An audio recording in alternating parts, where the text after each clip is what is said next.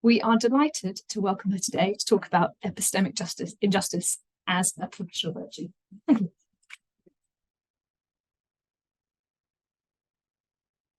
Thanks so much, Lisa. Thanks for the invitation. If I stand like this, can everyone on Zoom kind of see me, hear me okay? Okay. Thanks for coming. So this is, as I said to Lisa when I got her kind invitation, I said, well, I'd love to. And I don't presume I really know anything about psychiatry or psychiatric healthcare, but I've had a few conversations with, actually all three of them were in fact psychiatrists, who seem to feel that some of the work I started doing in the early 2000s and that kind of culminated, I suppose, in a book that came out in 2007, can have some application in context of healthcare in general, including psychiatric healthcare. So I thought what I would love to do is just kind of put on the table what the main philosophical ideas are, and then in a way, and I'll try and just give one or two indicative examples, which have sometimes been given to me by psychiatrists, but just to sort of get the ball rolling, really. And it's very much my idea of this talk is to say one thing that's part of a conversation, and I certainly expect to learn as much as anybody else here today. So I'll just do that and we'll see where it takes us. So I realize in a way the idea of epistemic injustice, or the terminology, I don't know if that's usually philosophers sort of is a very common term in philosophy, but in my experience, absolutely no one else uses the word epistemic. And so just to start off, that's just anything to do with knowledge or inquiry. So my epistemic status might be such that I know something or that I don't know something. And so anything to do with the epistemic used to in philosophy be thought of as sort of not scientific, but nothing to do with the social, nothing to do with relations of power. There was lots of growing feminist philosophies and post-colonial theory and some continental philosophy that for a long time had thought about power and knowledge and reason and rationality and problematizing objectivity from the point of view of colonialism and gender and so on. But in analytic philosophy, it just hadn't even made the slightest impression. And I was in analytic philosophy, still am. And I just thought, well, this is really weird. It must be, there must be some everyday phenomena that make a person feel like they're being unfairly treated as a knower, as a subject of knowledge. And if so, maybe I can just theorize that and see if it goes anywhere and see if it's useful. And I think that my sort of attitudes towards what those experiences of unfairness or injustice might be were a bit different from some of the ideas that were at work in post-colonial theory and feminism, especially postmodernism, where people were thinking of problematizing the idea of reality or truth or objectivity from a fairly strongly skeptical relativistic point of view, that everything, what reality is just a kind of construct out of power relations, or what counts as objective is basically just what, as it were, the prevailing ideology manages to make count as objective. And I just thought, well, that's one way of going, but I'm kind of more everyday realist than that. I think that people often know things that they are not accepted as knowing, and that was an experience of injustice that I wanted to capture. And you can't really capture that experience unless you count as knowing, even if the powers that be say you don't know.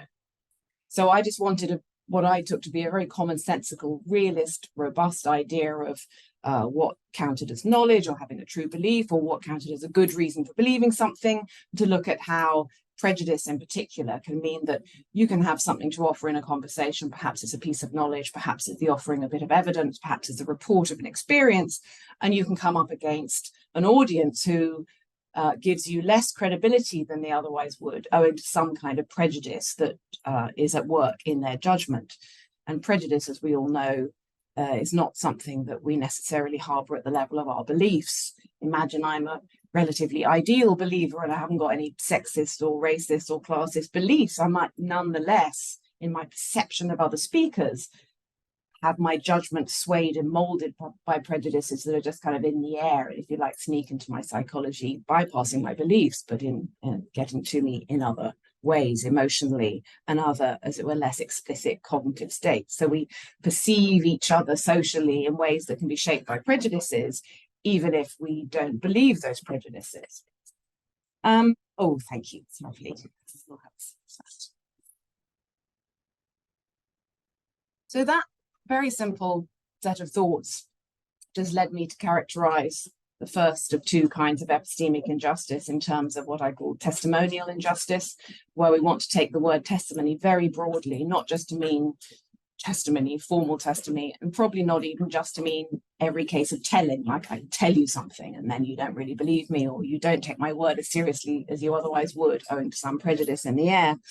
I'd like it to be understood as kind of almost all assertions, conversational offerings that make suggestions or assertions. So even offering evidence, or maybe at a pinch, even asking a question you take to be relevant to a conversation, but somehow you're greeted with incredulity, and they think, how can that be relevant? I hope that could sneak in as in the bundle of sorts of conversational attempts that might meet prejudice, and therefore the person would suffer testimonial injustice. So in a kind of glib definition, according to me, testimonial injustice is prejudicial credibility deficit. So someone has a deficit of credibility that's caused by prejudice.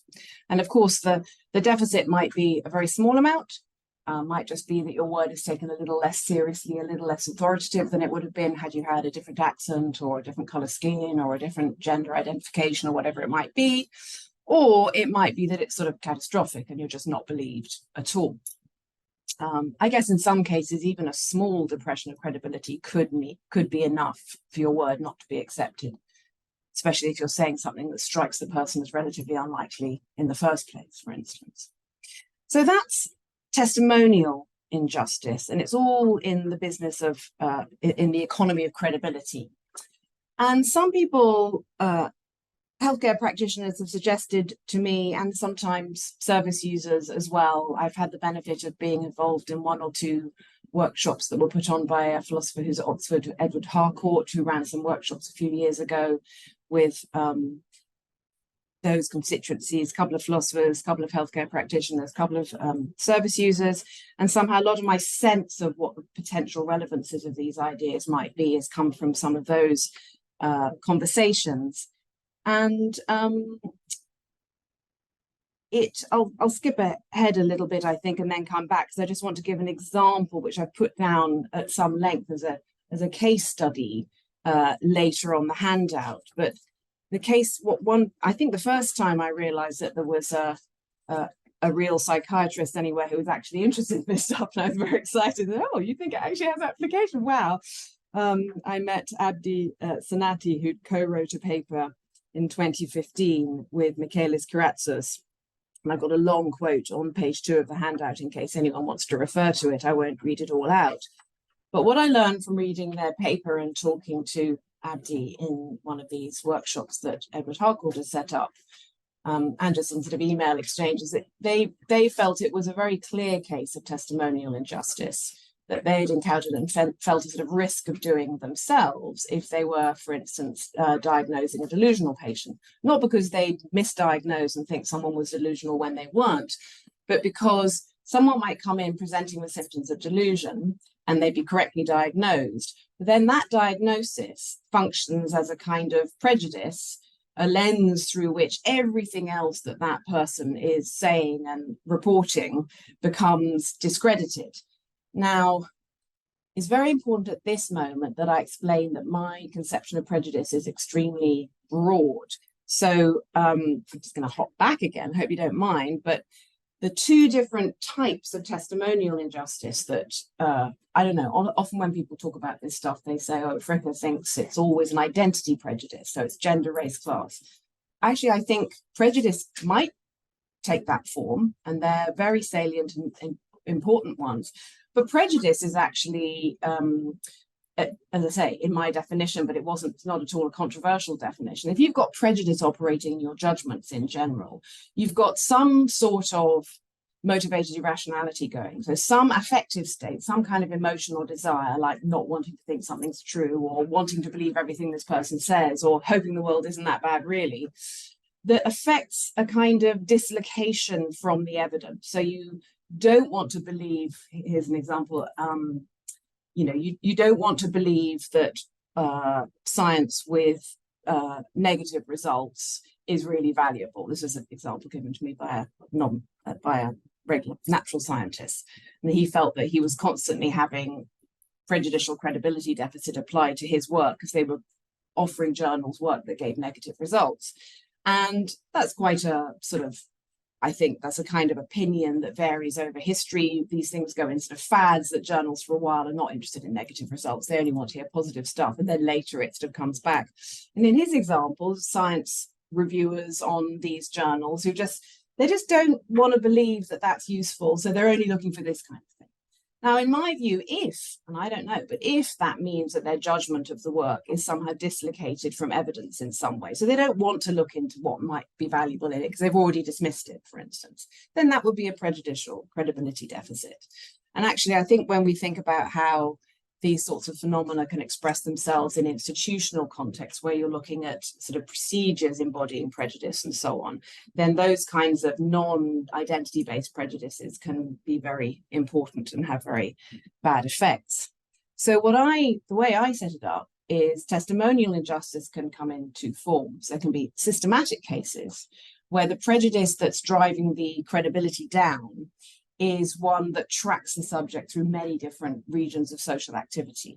And so if you suffer a credibility deficit owing to that prejudice being projected onto you, and if it's the kind that follows you around through educational, professional, sexual, religious, economic, professional contexts, then it has this systematic quality. And I call those systematic testimonial injustices. And the only prejudices I can actually think of that are like that track people in this way, are identity prejudices, the classics of sex, race, class, and so on. But maybe there could be others. The important thing is that there's very little escaping them through different regions of social activity. By contrast, what I called incidental cases, though I always thought that sounded a bit sort of light. I didn't want it to sound light, but they're really local cases where the prejudice is only going to affect the person in one particular domain of social activity, as in our scientist. So in his career, it's, this as it were, prejudice against science that produces negative results isn't going to affect him in any other areas of his social activity. So it's localized, and therefore does not have this kind of lateral systematicity that the other kind has. And that would therefore be what I call an incidental case. Now, incidental cases aren't necessarily ethically less bad. Supposing his career was everything to him and he was totally stalled in his career forever, that might be pretty catastrophic in his life. So incidental just really means that the prejudice is acting locally rather than in other areas of his life. So testimonial and incidental.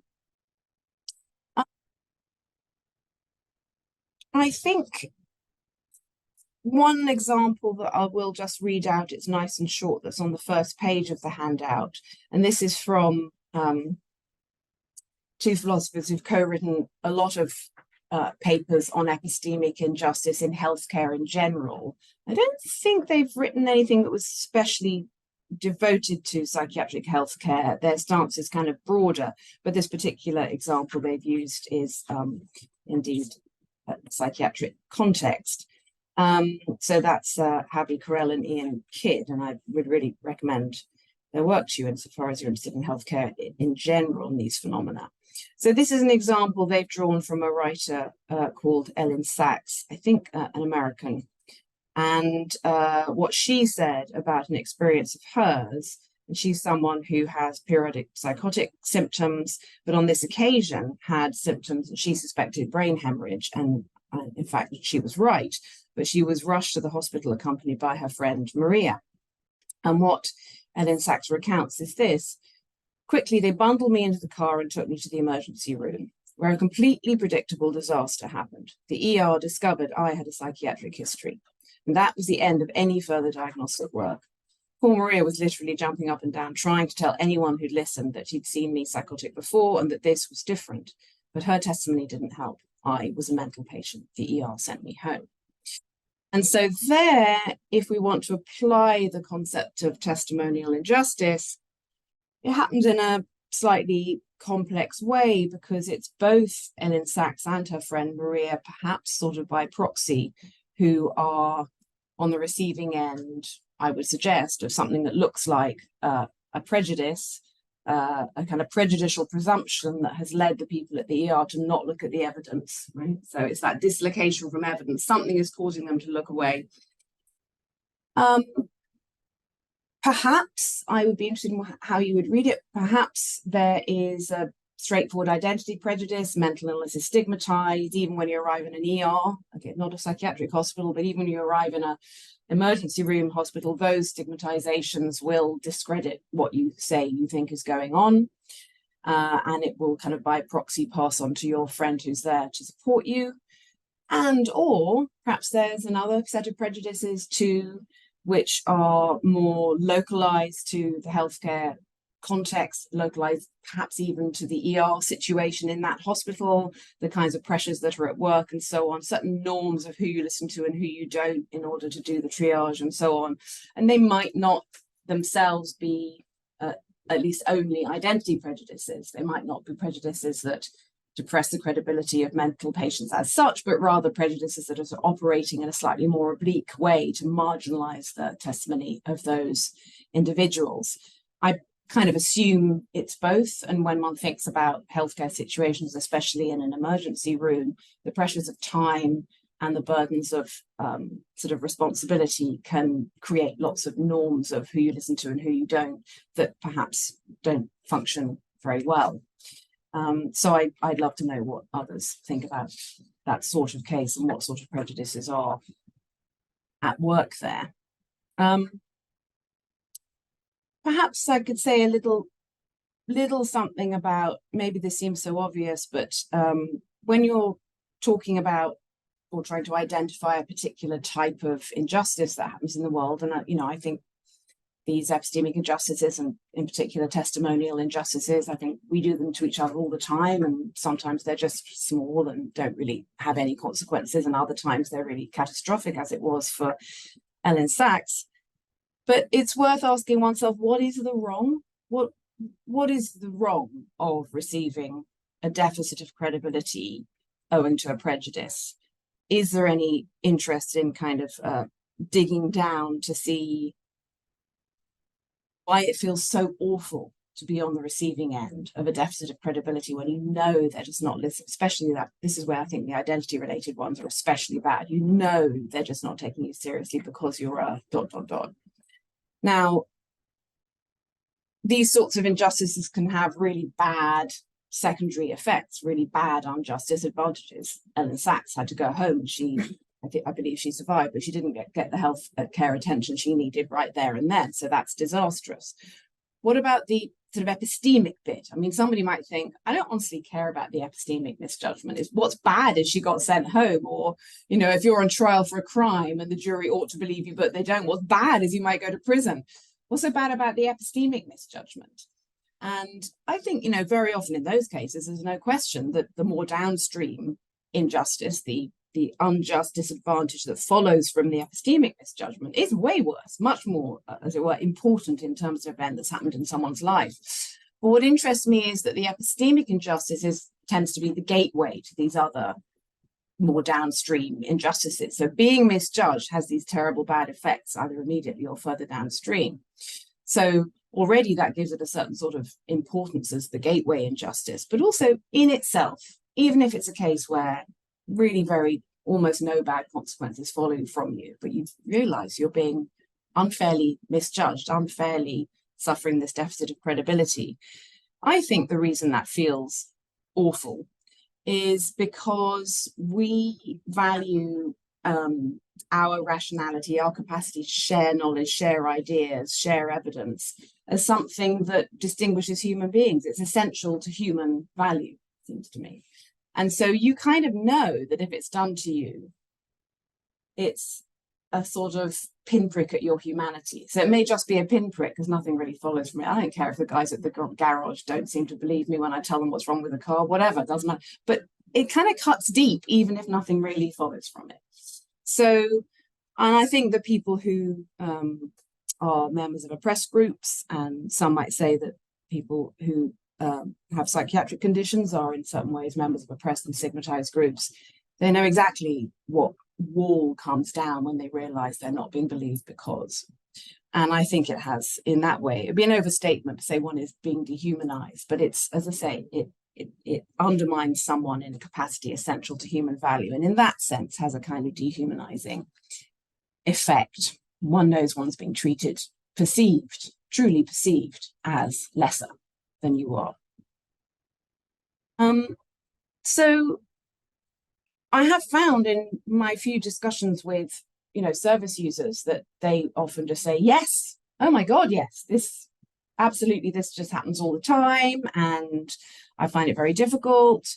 And that doesn't mean that everyone is the most perfect judge of when it's happening to one, but it seems to kind of resonate with some service users. But also I found, and this I really want to know what you think, I felt really hesitant. I've never published in Epistemic Justice and anything to do with healthcare. And one of my, partly I started this work a long time ago, and I work on different things now, and I come back to Epistemic Justice in slightly different connections now and again. But also, I feel a little uncomfortable because I actually think that doctors of all kinds, nurses of all kinds, have much harder jobs than philosophers with far higher stakes and under the most enormous pressure of time. And I feel pretty uncomfortable saying, oh, don't you think there's lots of injustices going on all the time? But so far, and I suppose they're always very self-selected groups, I guess you're a self-selected group, you have a certain sort of interest in philosophical ideas and so on. People have said to me, actually, in our medical training, justice, social justice usually, but then extending, medical justice and so on, is exactly the kinds of concepts that we are invited to think about our practice in relation to. And it's totally, this is how we normally think about our practice. This is how we try to engage in critical reflection about our own practices. So given that, the thought is that perhaps these ideas of how easy it is, we don't do testimonial, by definition, we can't do someone a testimonial injustice on purpose, in my definition. So here's an example to illustrate that. Supposing you had it in for someone and you don't want the powers that be to believe what they're saying because they're speaking against you, but they're right. They've got a point against you. You did something bad and you don't want anyone to believe them. Perfect thing to do is to make the powers that be not believe them by saying they're crazy, or they've got it in for me, or whatever it is, to discredit them, to sow a seed of prejudice related to them so that the authorities or whoever won't believe them. In my scheme of things, you aren't doing them a testimonial injustice. You're doing them an injustice, that is for sure, and maybe we should call it some other kind of epistemic injustice, but you're not doing this particular thing that I'm trying to define, which is a prejudicial misjudgment of their epistemic status. You don't misjudge them. You know that they know. That's why they're a danger to you. That's why you need to try and get everyone else to do them a testimonial injustice by spreading the prejudice. So that's what I mean when I say you can't do a testimonial injustice on purpose. Prejudices work through me, through my sensibility. They will shape, alas, how I see other people, how I see myself, and that will affect the patterns of credibility judgment that I make.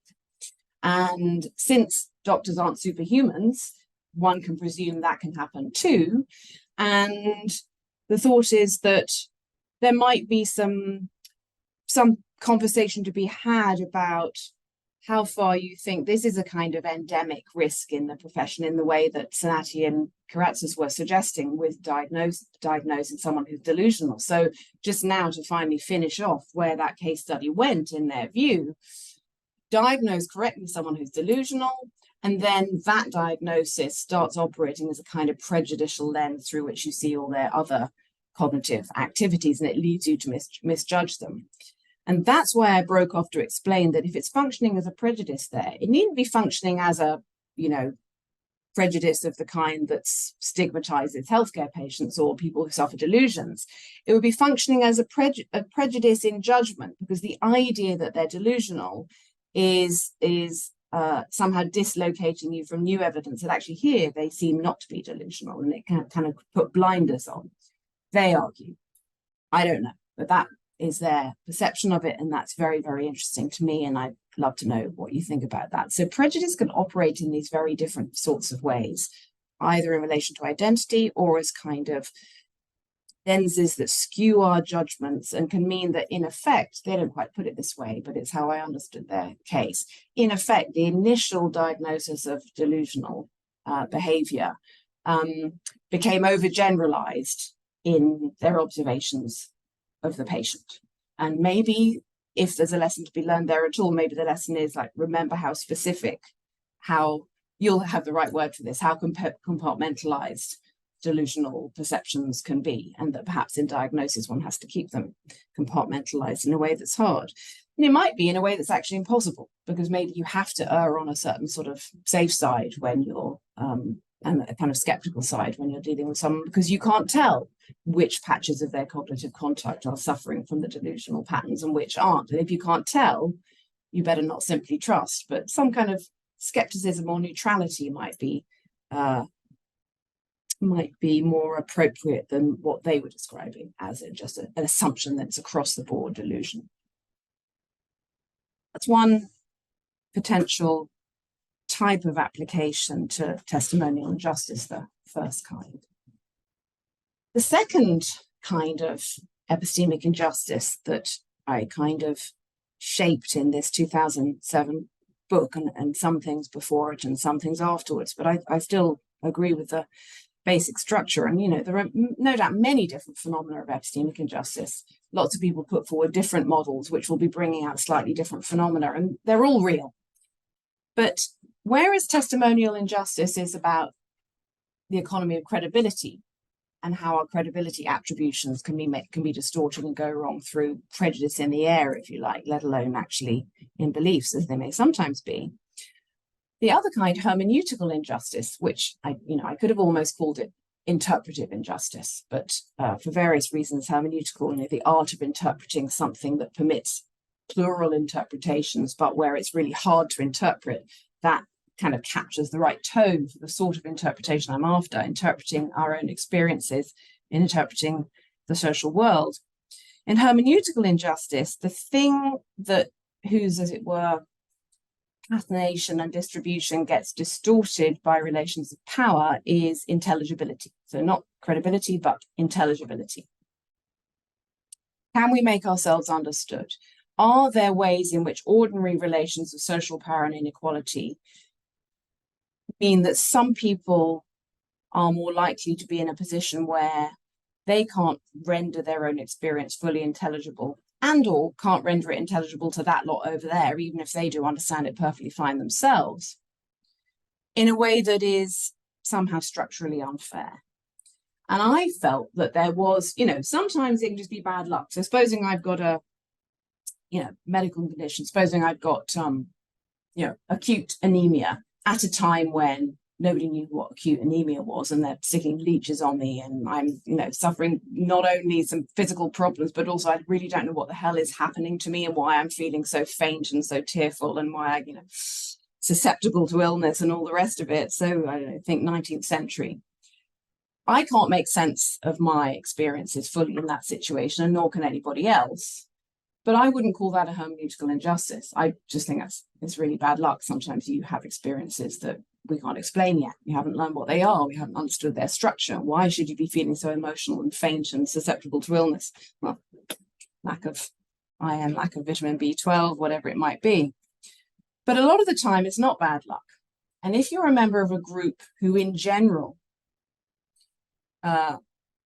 under-contributes to shared resources for social meaning, shared resources for interpretation. So you're kind of maybe one's a member of a marginalized group in other ways, and you don't get to kind of say how it is for you and then put your modes of interpretations into the shared stock of meanings, which I call the collective hermeneutical resource. So that's just the shared ways of making sense of things that everybody can use and expect to be understood across social space.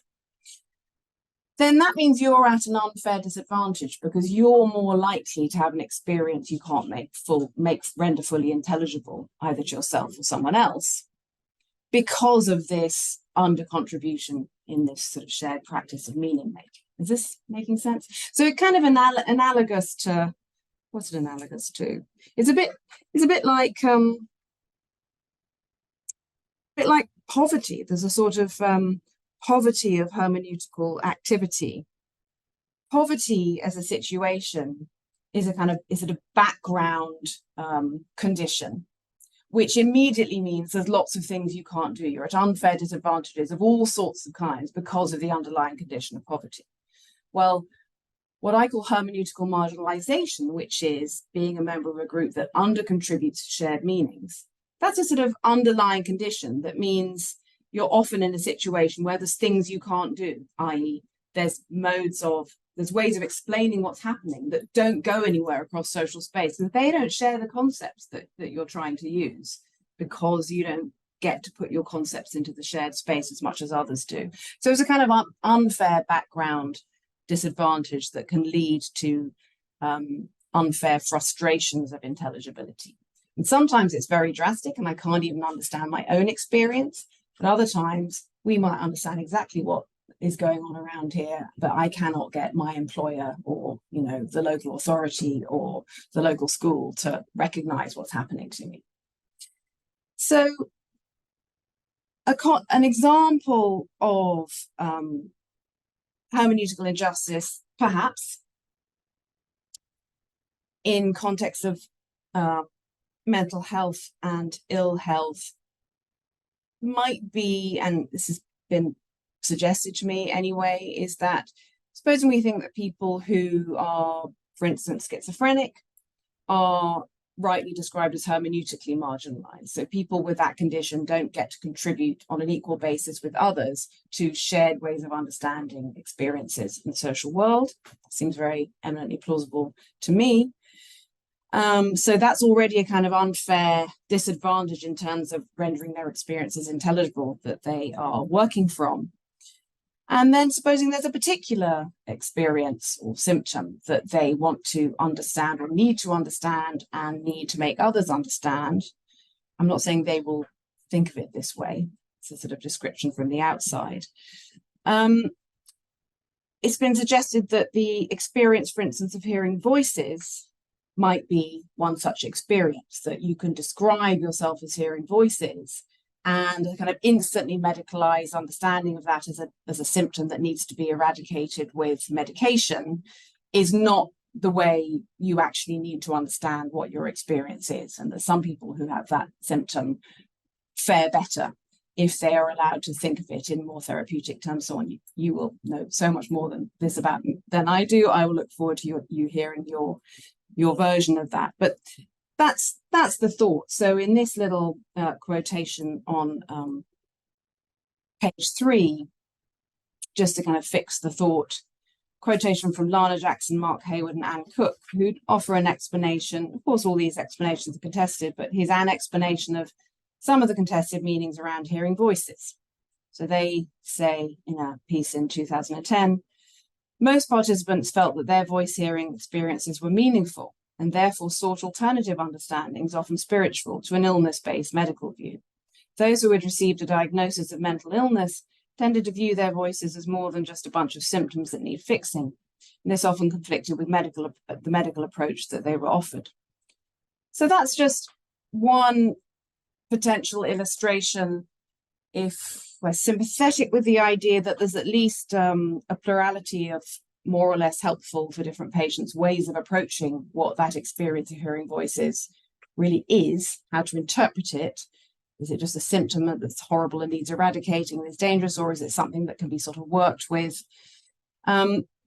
Insofar as a patient might have met with a wall of just one response that, no, this has got to be medicalized away, that might count as a case of hermeneutical marginalization in this sorts of contexts. They're coming as a hermeneutically marginalized person. They're a member of a group who doesn't get to contribute as much as others to the shared stock of ways of interpreting stuff. And then they have a particular experience which they're particularly disadvantaged in rendering intelligible across social space, in this case to a medical practitioner, because of a certain sort of fixed ways of understanding what it is that they haven't yet been able to contribute to. And of course, it's all quite fluid. We all contribute to the shared pool of social meanings every time we're part of a conversation and we're believed or taken seriously. And so there's a sense in which new therapeutic approaches can start mitigating hermeneutical marginalization pretty quickly in a local way. And people I've spoken to who've been in those more sort of plural therapeutic situations find them incredibly helpful, and they kind of know exactly that is what's going on. They're being heard, and their ways of interpreting things are gaining traction in a way that is an example of contributing to the shared stock of interpretive meanings. So that's them, really. Types of epistemic injustice and suggestive illustrations of how they might sometimes apply. But I quite like taking this stance of asking whether that provides useful tools for thinking about what professional virtues any of us might want to have. Applies to me as a teacher, no psychiatrist, but all of this applies in education and teaching and many other contexts besides. And how do we think about our professional practices in relation to the risk of doing epistemic injustices, as I say, without meaning to, for reasons that prejudice is in the air or structural reasons of hermeneutical marginalization. And one thing that had struck me so much about the Sanati and Karatsa's paper when I first read it was that they were saying it seemed to me they were saying, as I say, this wasn't quite their words, but it seemed to me they were saying there's a sort of endemic risk in doing this. You're there, you're diagnosing, you've got to come up with something, you've got to be risk averse, under great pressure of time. It's sort of endemic in one's professional practice that there's a bit of a risk of doing these sorts of injustices.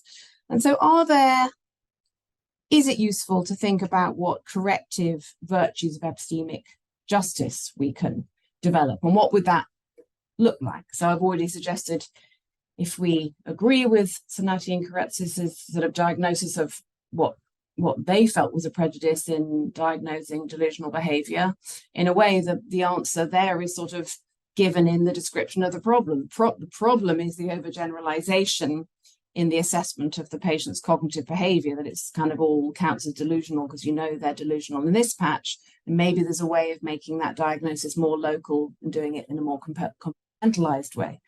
I don't know, but that would just be one concrete example of what cultivating a virtue of epistemic justice would look like in that professional context.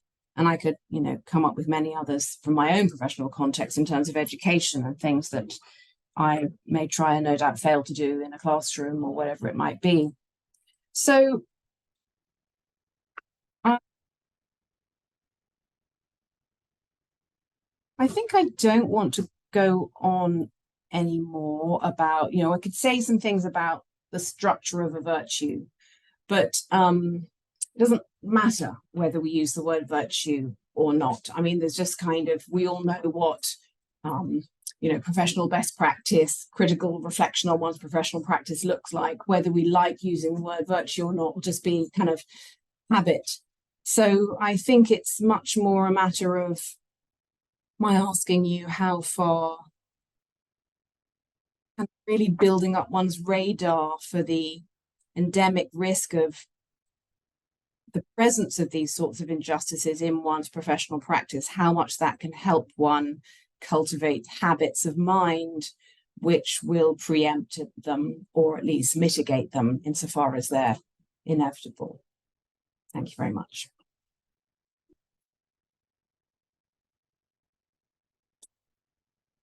Thank you very much, Miranda. Or you will be answering the question for you, but we can go now. But yes, I'd like to open the floor to any questions, and also online as well. I'll see here. I wasn't sure if we were swapping places. We have a question here, please. Yes, I agree.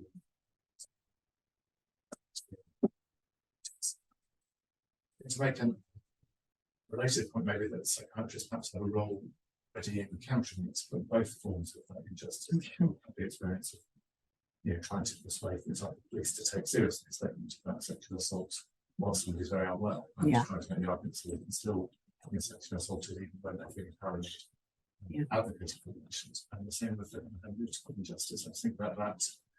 In some ways, it might be having seen lots of patients who are paranoid and frightened, and they're trying to communicate that experience, I might be better at making sense of that because I've heard a lot of people. I am actually in a space where that's sort of way of understanding well. It's an entirely different job. It doesn't have to do with actually seeing a psychiatrist as a way of minimizing some of that injustice because you have been. Yeah. There. Help. Yeah, thank you. No, that'd be a really sort of nice. I told you how uncomfortable I felt with the kind of like, there are these injustices that go on, what can we do? Thinking of the whole practice as already embodying ways of trying to mitigate these things is really helpful. And I can, yeah, absolutely see that. Thank you.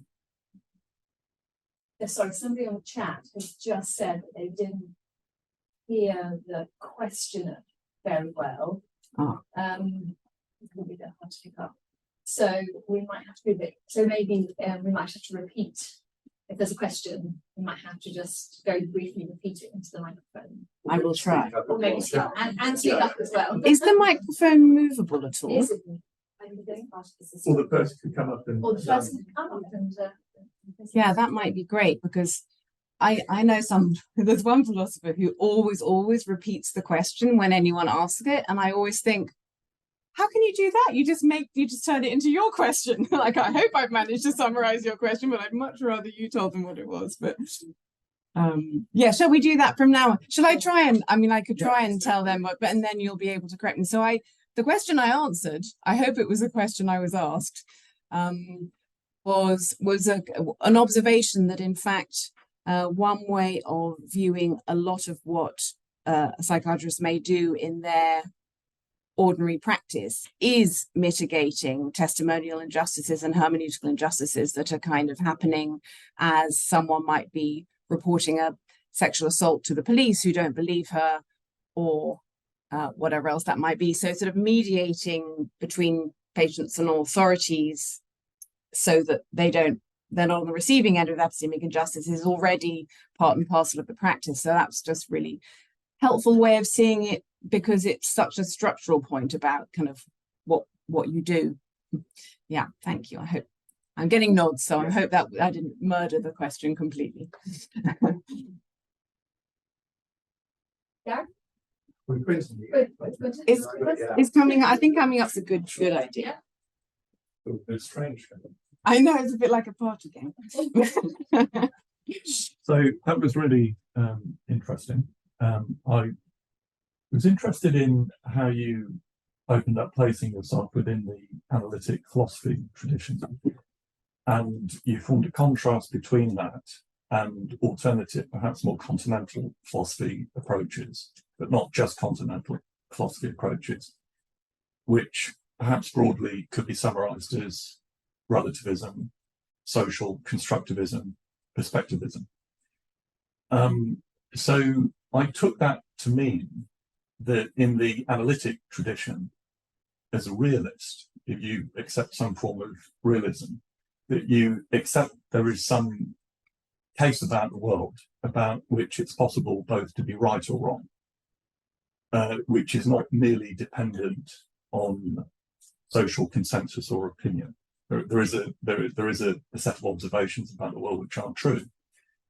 And so if we extend that to the case of psychiatry, then the problem in the case of a person with psychosis, or let's say the case of someone with psychosis who makes a claim about the world which is discounted because they're psychotic, the problem there is that they may in actual fact be correct in what they're said to be the case about the world. So the problem there is actually disattending to a perspective which may be correct. The alternative perspectivist or relativist point of view, as it extends to psychiatry, is a stronger claim about the nature of reality, that it's merely contingent upon opinion, and that there is no objective case about the world independently of our language practices. They're merely constructed. And they may be constructed by virtue of social learning, social forces, the will to power, any number of different sort of underlying claims of what motivates people's views of the world. But the issue there, I think, is quite different, because what is at stake in epistemic justice from this kind of perspective is not that somebody is, the psychiatrist, for example, and the patient are both potentially right about the world, except that the patient is ignored. The issue there is that the accounts of reality are fundamentally different and in actual fact incommensurable, and that the psychiatrist is merely opposing a value system with social sanction, social authority upon the patient. So this issue seems to me to kind of haunt these kind of pervade or haunt these sorts of debates about discounting what people believe. Because one of the issues in the case of voice hearing, for example, in schizophrenia, is the extent to which, by virtue of hearing a voice, does it mean that you have to be mentally ill? Or by virtue of hearing a voice, could it be that you're merely religiously observant within a particular setting? And so one of the observations I would make is I think there has been a shift in psychiatric practice and research within recent decades towards a much more liberal understanding, if I couldn't put it like that, of the idea that people can ostensibly have experiences and express beliefs which resemble what is taken to be psychopathology. But in actual fact, it's not psychopathology. It might be, there might be spiritualist mediums, for example, who are having experiences of communicating with spirits in a socially valued way. And so Manuel Peters, for example, is the clinical psychologist at the Institute of Psychiatry, has done very important research on this. So she's characterized a so-called unique group of individuals who have experiences which are psychotic in form, but they're not distressed, they're not dysfunctional, and very typically their beliefs are shared with some relevant group. At least it forms a basis for a kind of shareable discourse and experience and so on. So what I'm, I suppose, driving at, trying to press a little bit here, is I think we can all accept as a matter of the medical practice that we should listen to people and not presume that they're wrong just by virtue of the fact that they have a history of mental illness. But I think that's a very easy case to make. I don't think anybody would disagree with that. But I think I do think there's an interesting and harder question here about what counts as reality, and how should we think about that as psychiatrists, which kind of pushes the question back towards a sort of what I'm calling the continental philosophy point of view, that particular tradition which really originates in principally in anthropology, and then Nietzsche, and so there are different lineages to those ways of thinking about knowledge. I think there is a practical way of navigating that, because medicine is a practical subject, psychiatry is practical, and so it has to manage the problems that people present with. And I think the practical approach to it is to say, well, if somebody is not trying to harm other people and they're not trying to harm themselves, and they can look after their children and go to work when they're not ill, whatever they purport to be the case about the world. But I'm interested in your views, just to push a little bit on that, about the issue of to what extent you think in your work on epistemic justice it actually takes you into the issue of how human beings arrive at a sense of reality, how there are plural epistemologies, that's the norm for human communities, and how then as a realist you manage that. Thank you. Yeah. Yes, so the realist, there's a sense in which I'm not at all committed to a realist view about anything very much, except enough to get the indicated testimonial injustice, enough to get the particular kind of injustice going at all. So if there was nothing more to knowing some proposition than being in a situation where you could make that pass for knowledge around here because you've got the power to make everyone agree, then it would be very hard to characterize the position of, look, but this person knows different. They know that that's not true and no one's believing them. You wouldn't be able to generate what was unjust about that. And that might only be easily applicable in pretty, mundane cases about, whether that guy shot them or not, or whether it was the other one. It's just kind of really empirical, perceptual cases. When it comes, so already even with testimonial injustice, supposing people are exchanging views, exchanging opinions about difficult subject matters in a realm of, a lot of our world is absolutely socially constructed. I mean, our whole social world is what counts as what, it's all social construction. And the idea, at a certain point, it will become unclear whether it's a prejudice at work that means that they're not being believed, or whether it's just a different worldview, which is depressing the credibility. So one person's prejudice might be another person's difference of worldview. So it'll feel a sort of strain at that point in a way that I think is just true. And we just see that it becomes unclear. In the case of hermeneutical injustice, in a way, I don't need any realism or not to characterize it. You could be sort of realist about the social world, realist about what really happened to me and whether I've got the tools to express it as it really was.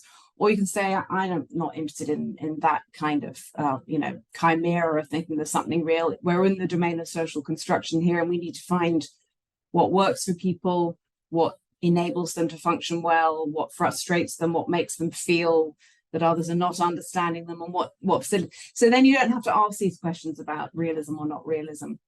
And I guess I confess I do have pretty realist instincts about certain sorts of social experiences, like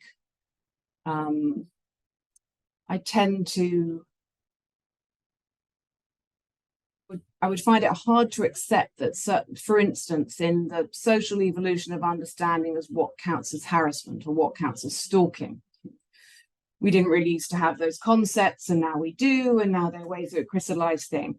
I would find it very hard to give up the idea that we hadn't now improved our concepts and our forms of social understanding to capture what's really going on. It's a kind of ethical refinement of what's going on. And perhaps the concrete thing in that is that it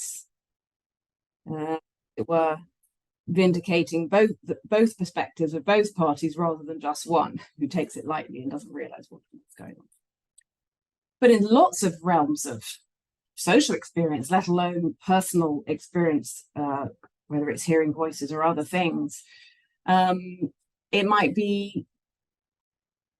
have no value at all to say, well, some understandings are better than others. And it might be much better to revert to the sorts of differences you were talking about, which is just, fortunately, if one's a psychiatrist, you're not trying to teach people how to have true beliefs. You're trying to help people be well and be functional and make sense of things. So there, in a way, the question of what's true and what's not true fades away pretty quickly. And I think there's plenty of room to make sense of the idea that in some social contexts, hearing voices counts as a religious experience. In other social contexts, it doesn't.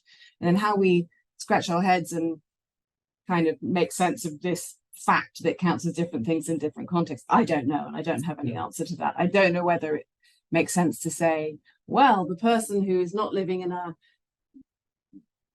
context where it's understood as a religious experience, it's just understood as kind of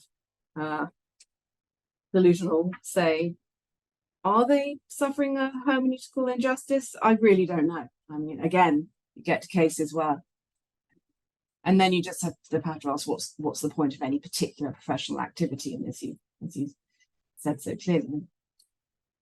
It's not the business of psychiatry to sort out what's true and what's not true. Perhaps you might need to incorporate that sometimes. I mean, you can't, some diagnoses won't be possible without some presumptions about what's real and what's not real. But as regards applying concepts of hermeneutical marginalization and hermeneutical injustice, I would like to think that it's actually is neutral and therefore very friendly to these ideas that what these experiences mean in different contexts is completely elastic. And whether it's problematic or not in a given context is open. I don't know whether, perhaps it wouldn't be that hard to have social contexts where hearing voices was just sort of folded into people's everyday understandings of what some people experience some of the time. It would be nice if that were the case, but I defer to you on that. So yeah, so the realism, in a way, I made it seem very salient, but I do need it a bit for ordinary, did this happen or didn't it? Whether 3 people or 7 people, just sort of empirical knowledge. But after that, and especially with hermeneutical injustices, I think it could be used in an entirely relativist epistemology. And so then, because the wrong is understood in terms of not having an equal crack at the whip in terms of putting concepts into what's shared. So that's, there's a claim about reality in there, either they do or they don't. And then, so you don't get to have an equal crack with others about whether hearing voices counts as one thing or counts as another. So then when you hear voices, you're at an unfair disadvantage when it comes to trying to say, well, do we have to think of it as a medical symptom that needs to be erased? Or can we think of it some other way? That thought is already, as it were, structurally marginalized by the fact that you're a hermeneutically marginalized person. So all that, and all that conception of the wrong or the injustice is neutral as to whether there's such a thing as whether hearing voices is really one thing or really another.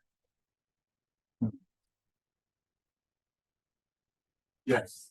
I mean, I suppose just by way of brief reflection. Oh, yeah. I'm trying to speak loudly, but I'll go. Yeah, that was helpful. I suppose that there's a limit to how far we can push in the direction of if you like, a complete constructivism or a complete relativism, because there is a certain particularity about if we call them symptoms, about the type of symptoms, the troubles that people have that bring themselves to our attention, which are oftentimes they're either bound up with judgments, claims about reality, they have a certain intentionality, they're about reality, or they're about valuation. So in anorexia, it's the valuation of thinness. And it's a sort of, if you like, it's what from the point of view of everybody else is an extreme valuation of thinness, but may be shared by many people who we call anorexic, and we are required to do something about that.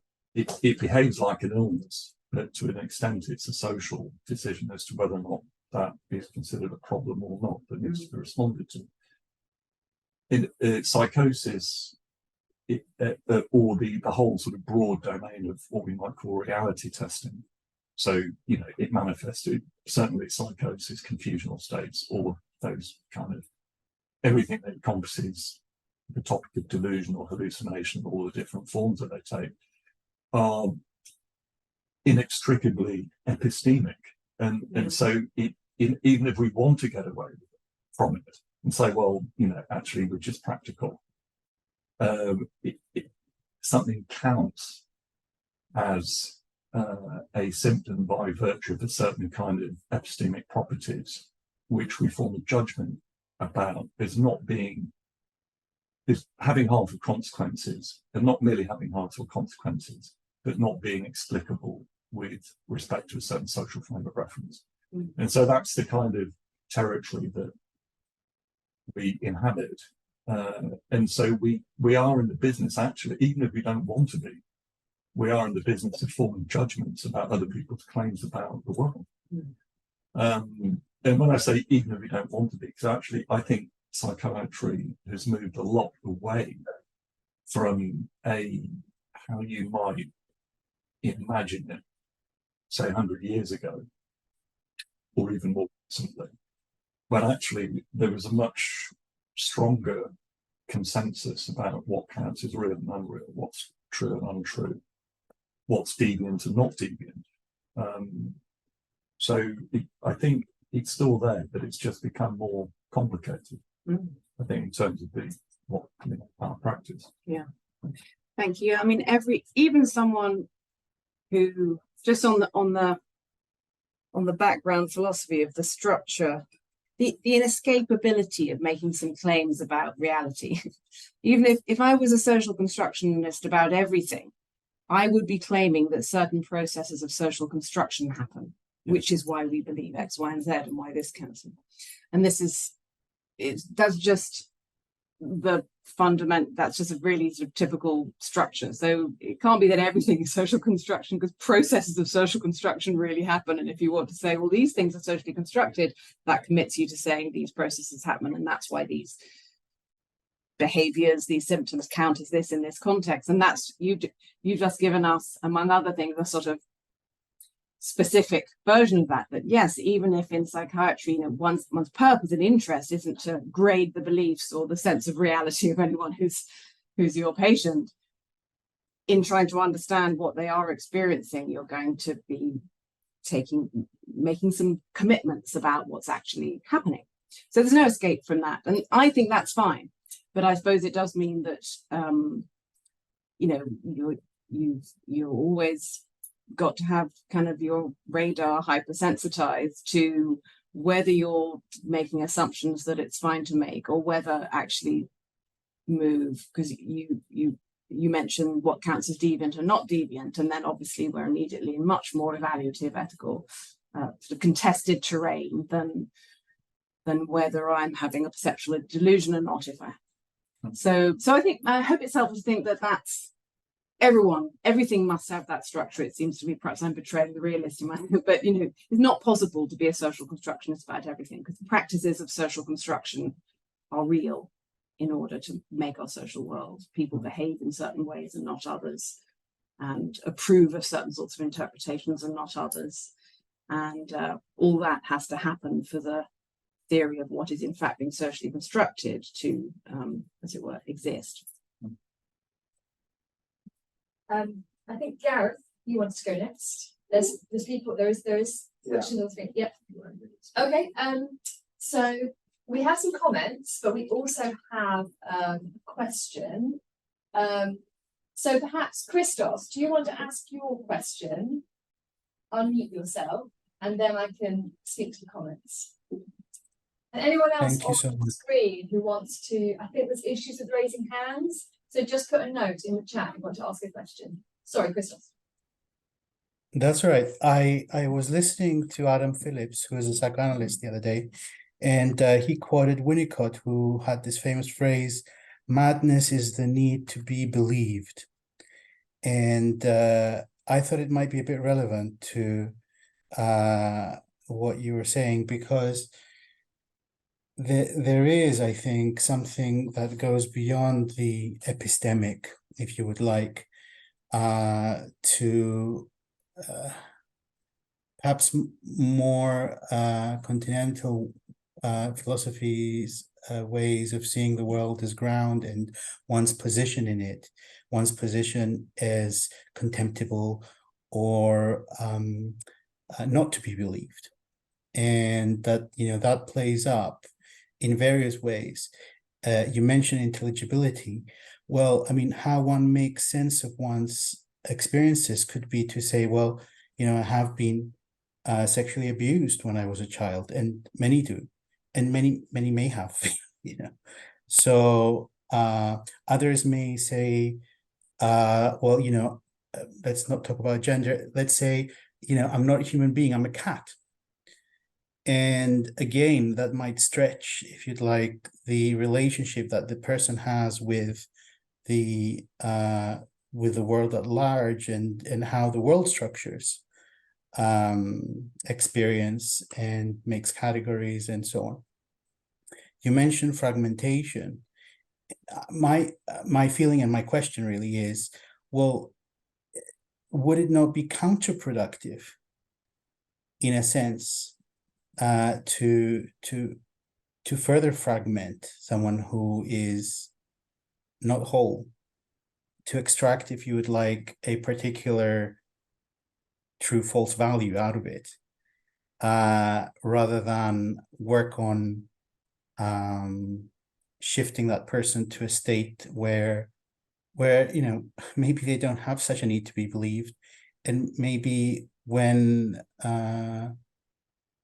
they do need to be believed, that they will be believed.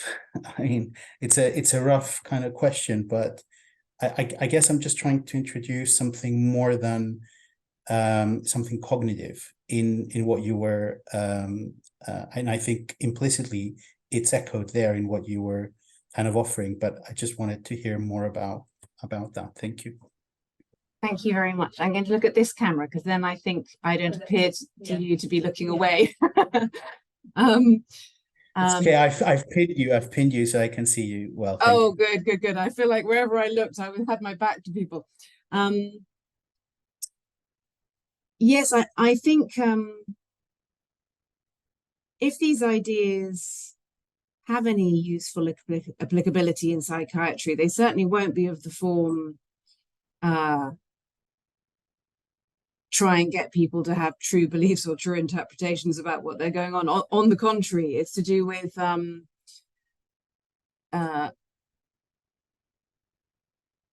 way of understanding what forms of openness to unusual interpretations psychiatrists and psychotherapists already operate with. I mean, that's standard.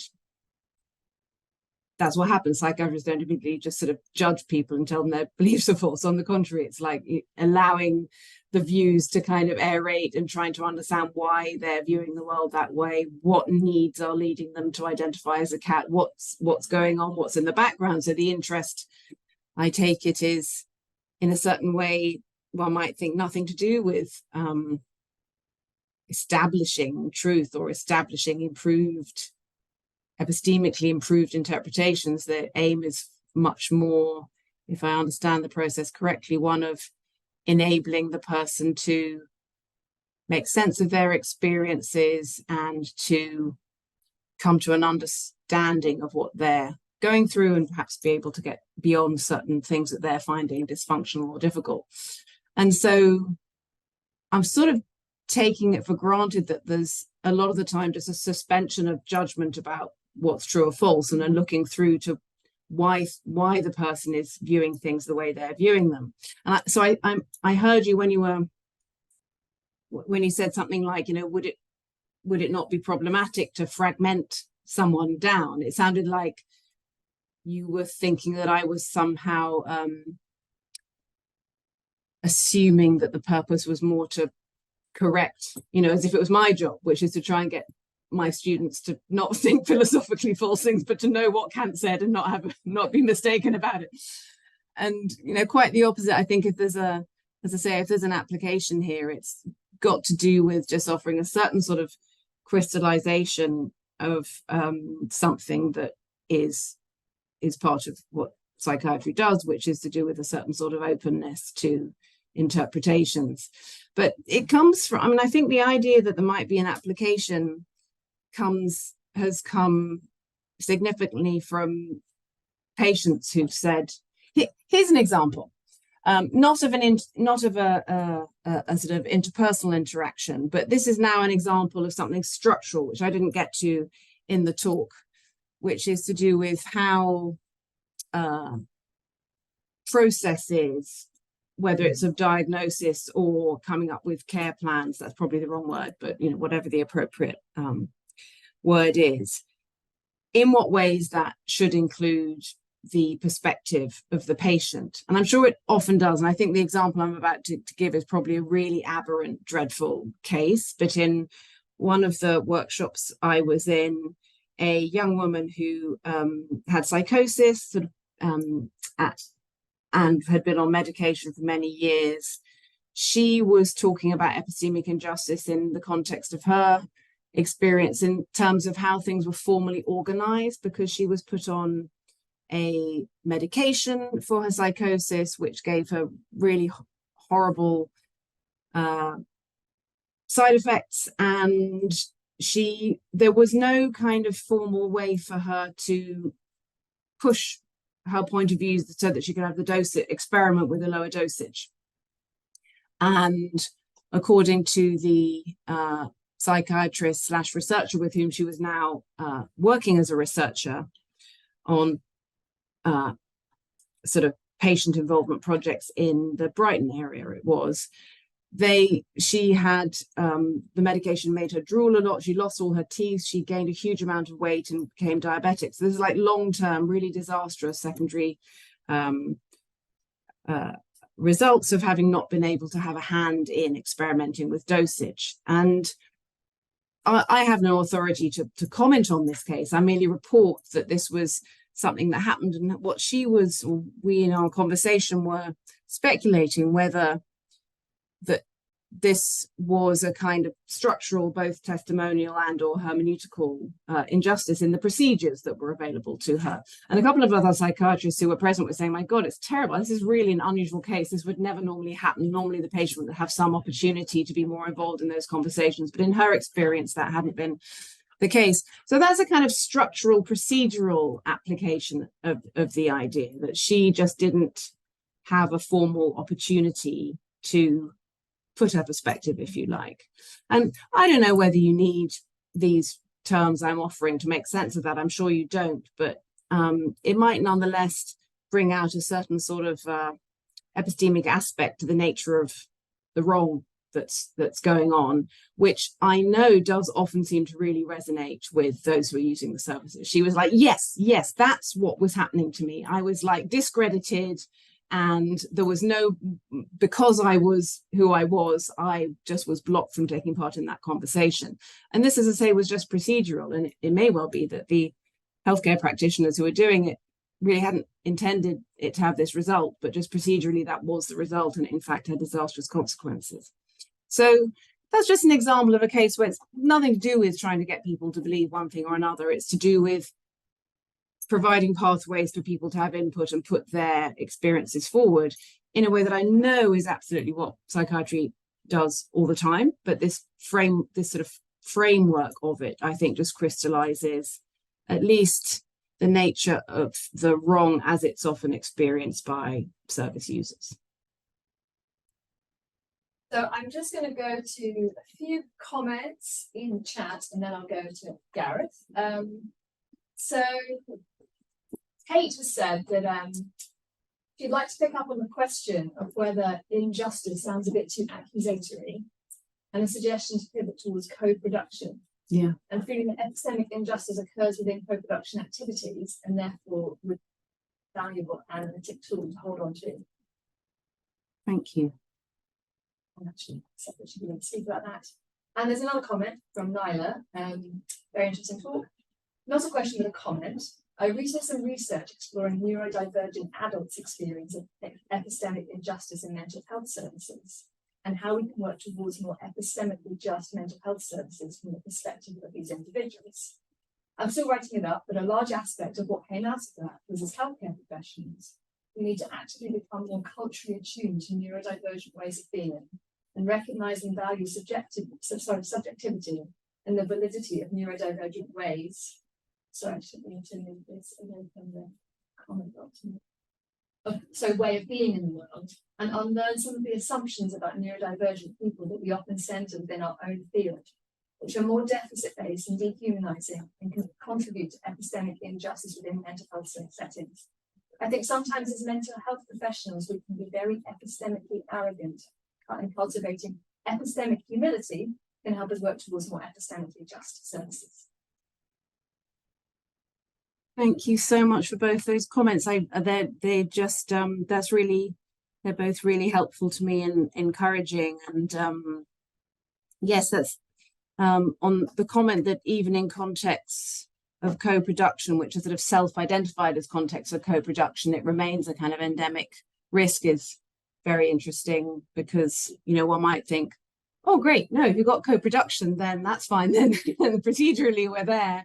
But of course, as I know from a classroom, as anyone might know in any group conversational context, the dynamics can very easily just reiterate the patterns you've been trying to get rid of. So if they do seem like useful analytical critical tools, then I'm delighted. Gareth, would you like to ask a question? Okay. I I think so. That seems to work. No, thank you. It's stimulating. So I'm just going to give you a few reflections, just clinically as a psychiatrist. So the case that you presented, case 2, testimonial injustice. Yeah. I mean, to me, clinically, this just is an example of getting it wrong. You know, one could read the case as a case of getting it wrong. So in the application of psychopathology, there's always a risk of getting it wrong. You think it's a delusion, turned out not to be. But actually, even when I read the case, I'm sort of left sure about the testimonial. I mean, so there's a threat to attack another person. It's thought that this could be arising in the context of delusional experience. Turns out that it's probably not.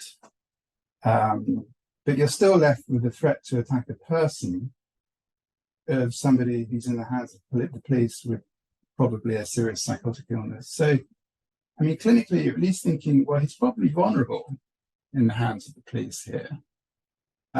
So the justice doesn't stop at the end of the full stop. So of the case, to me, on that one. So, but testimonial justice seems to be more about, you know, getting it wrong. Yeah, we can get it wrong. It's possible to get it wrong. We've got practices, I guess, in psychiatry, which overall help us get it right. We hope so. But with hermeneutic injustice, I wondered whether for this to be useful, it needed to be expanded a bit more, because here it seems what you're doing is thinking that when you're entering into a dialogue with somebody or doing meaning exchange with somebody, that when you do that, you're always going to be including them within a kind of community of discourse if you do it well. So you're just going to be making gains and gains and gains with inclusion when you're doing hermeneutic justice. But clinically, I think it can go the other way as well. So I'll give you this is just really on my mind from the case I saw just recently. Of somebody who was very difficult for services for a whole lot of reasons. And the person had was continuously expressing the view that his family was dead and that his brother was his brother. Now, it was occurring in a context where social services were trying to include him, make him feel inclusive. They wanted to understand that presentation in terms of his cultural background, in terms of stresses within family relationships, and so on. But as a consequence, they were misinterpreting him, actually. So they were using interpretation, using it very actively with just aims and purposes. But in doing that, were misinterpreting. Because what was going on is that he trying to say that the family that took themselves to be his family, they weren't dead. His family he was born into died, sort of occupied a sort of position in heaven as angels. He was then brought into another family that was a fake family. And so that's what, when you listen to him carefully, he was saying. But what he was being interpreted to say was that his family were dead. And in the context of his distress and the context of the family difficulties, the view was that, or the interpretation was that he was saying, my family are dead for me. So it's as if my family are dead for me. So that interpretive act, I think, was leading to an error, actually. It was leading to a situation where somebody who was delusional wasn't being understood to be delusional. They were being gotten wrong, actually. And I think injustice can follow from that, but that's hermeneutic. So I wanted just to open that up as a possibility clinically, but then I was wondering a little bit about whether you wanted to then sort of go further and say that if you're holding beliefs or you're wanting to articulate things about your family being dead and heaven angels, etc., when they're just not, that in itself has to be something which we have to find ways to achieve hermeneutic conclusion in. So we have to keep trying to sort of find ways to, I can't remember what your term was about, an inclusive communicative microclimate. So that expanding that climate and increasing, be able to include people who we think are delusional, and we think they're disconnected from reality. We think their judgments, their beliefs are just not real. No, I certainly, I don't think of hermeneutical injustice as a sort of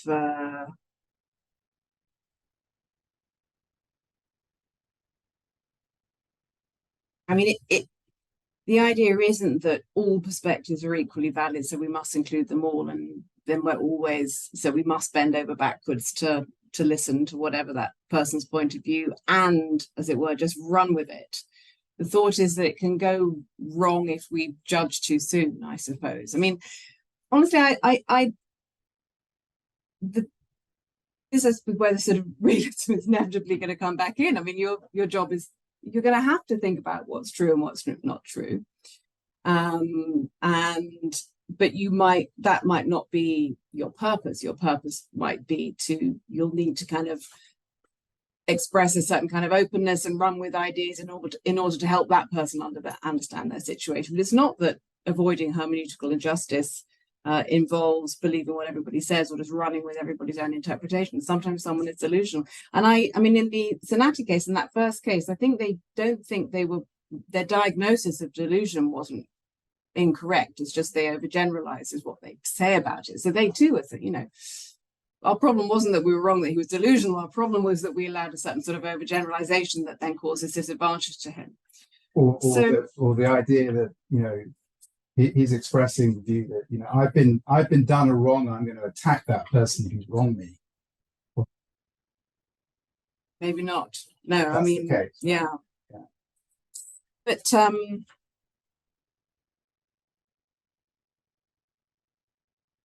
original structure of hermeneutical injustice is fairly realist in that, someone can really be having an experience which they don't have full tools to understand, or if they do, the other lot don't have the concepts they need to understand it.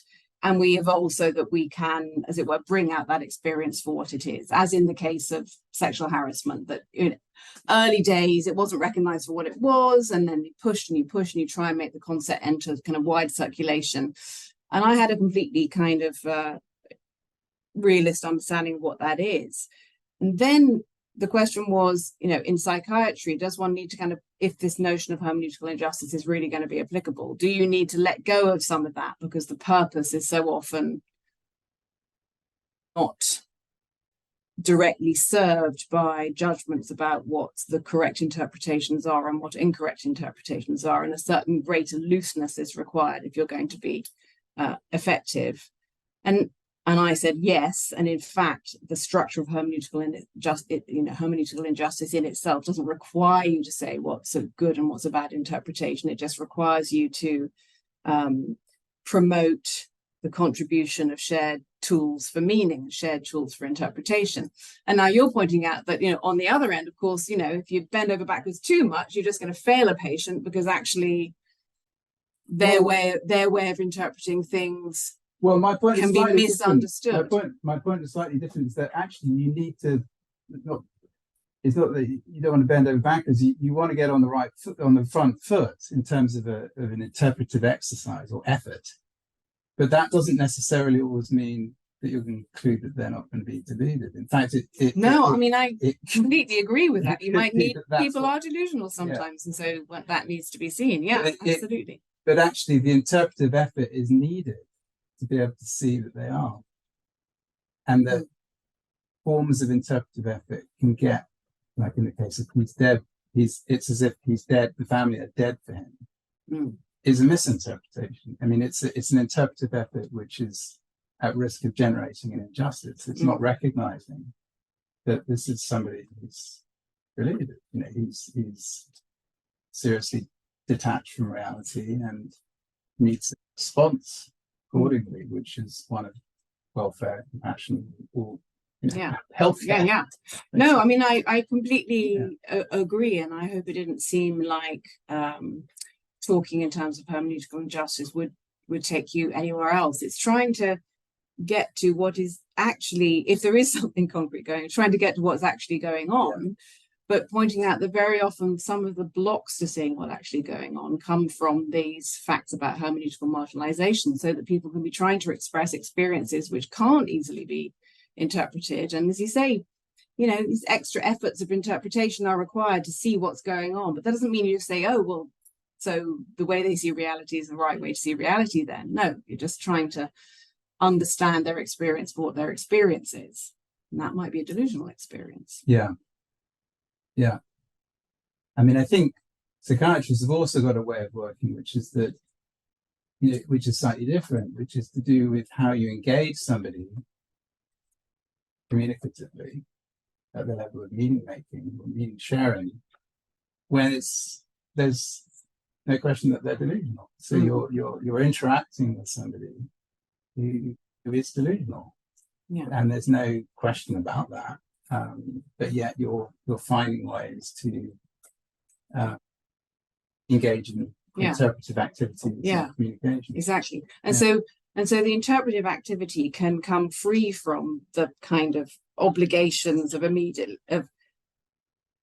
of trying to introduce ideas about whether it's true or false in that conversation. But you will have those ideas. It's inevitable you'll have those ideas, but they may be dislodged later by something else you learn in the conversation. So I suppose there has to be a certain sort of openness in order for one to be open to shift one's own understanding of what someone else is doing, which doesn't mean you'll discover that, oh, they're right then. Yes, they're not delusional. that's for sure. So yeah, these efforts of interpretation lead in one direction or the other. We are unfortunately out of time. There is more things in the chat, more questions, but we will have to call it a night there. Please join me in thanking Miranda very much for stimulating. Thank you. Before people disappear, just apply for our next talk, which is on the 7th of November, which is in the office. So join us then. Thank you very much.